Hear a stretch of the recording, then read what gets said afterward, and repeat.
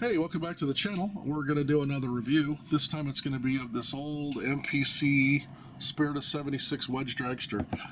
This is a really cool kit, and it has been reissued a lot of times, so I figured I would show what I did with the original that I had, and I know you can figure out something with the new ones. So before I start, I want to say thank you to Lynn from the Utah Miniature Automotive Guild, UMAG. He's part of our club here in Salt Lake, and then he also runs his own club. He calls it the Scale Model Exhibition. I'll put a link to it in the description. And what they do is it's kind of an outreach program.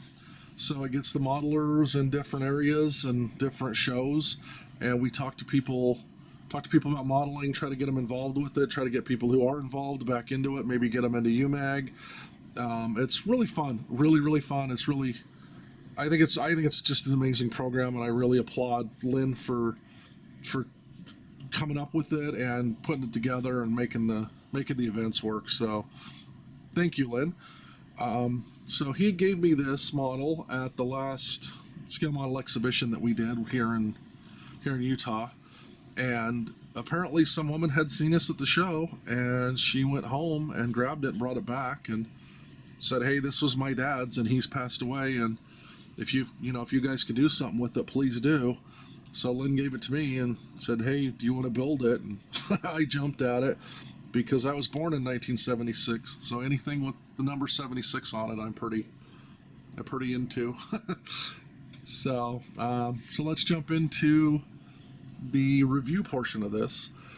So first of all, we review off of instructions and assembly. So these are really old instructions, but everything's laid out really nicely. I ran into absolutely nothing that was a surprise.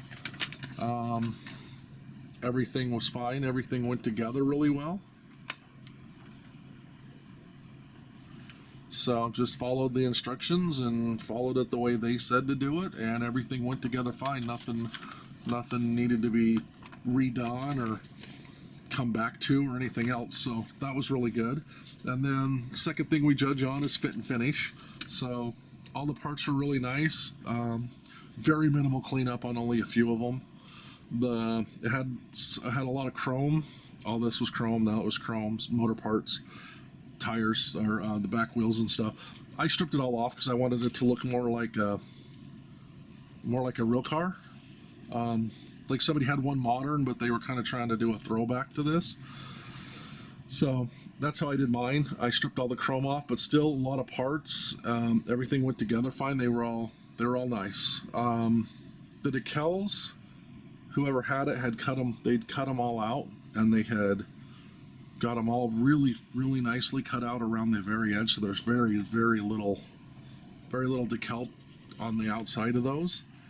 That was good, but the problem was they don't tell you how the decals go on the instruction sheets. So this is weird. They mentioned them there,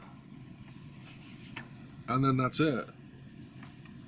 And so I ended up with a lot of decals left over that I wasn't sure what they did. So I'll show you what I did with mine here in a second. The decals were the only drawback to the kit, and that's just because they didn't explain them. Actually, the decals for being the age they are went on very well.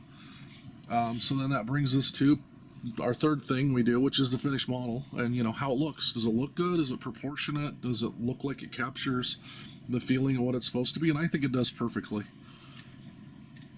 And then this lifts up so you can see the back of the dragster. You see the motor and everything.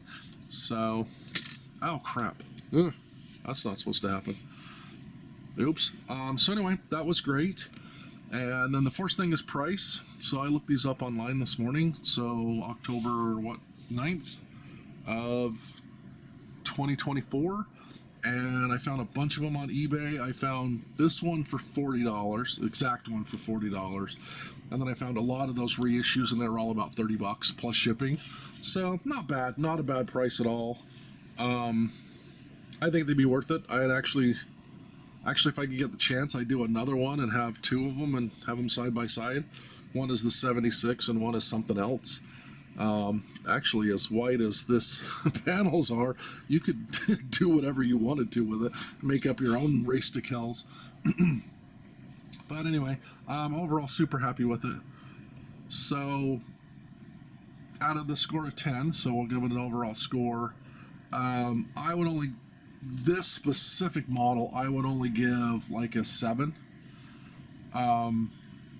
There's a couple of fitment issues. If you're not careful when you put the headers on, you have to push them way down. So if you build them like I did, and you jam them up against the edge of the block so they sit flush against the block, that lifts the end of them up, and then they don't fit under the body. And so they hit on the headers and the body sticks way up, which is weird, so you have to cut it way out. So I wasn't super happy with that. And then of course the decals, like I said, I ended up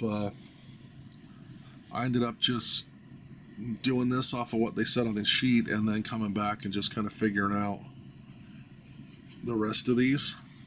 So anyway, I mean, it looks good, and it was giving me a little bit of freedom because you could do whatever you wanted to with the side panel here. So I just kind of vaguely made it look like it did on the box. Like I said, I was trying for kind of an homage to the car.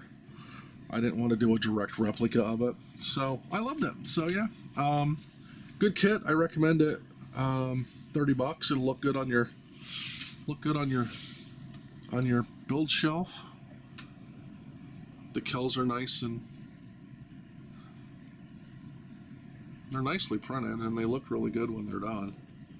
So yeah, pretty detailed. It's a pretty fun build.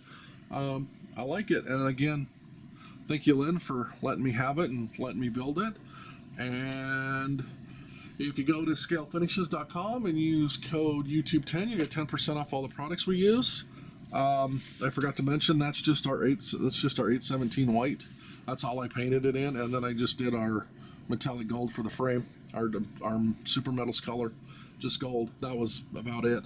Everything else, that's our aluminum.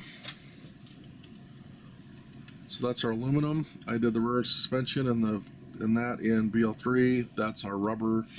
Again, our silver, and then all the chrome is Maltau chrome. So pretty simple, not a lot of paints, but you can get everything that we sell there for 10% off. And I will see you on the next review. Thank you.